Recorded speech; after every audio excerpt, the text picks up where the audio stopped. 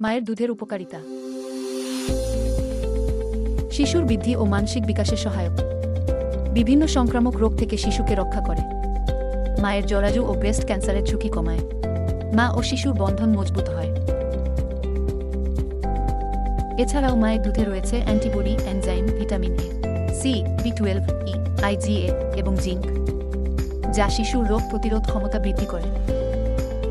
হু এবং ইউনিসেফের মতে প্রতিবছর বিশ্বে প্রায় 40 লক্ষ নবজাতকের মৃত্যু ঘটে জন্মের 4 সপ্তাহের মধ্যে। এর মধ্যে 31% শিশুর মৃত্যু রোধ করা যায় যদি জন্মের 1 ঘন্টার মধ্যে বুকের দুধ খাওয়ানো যায়।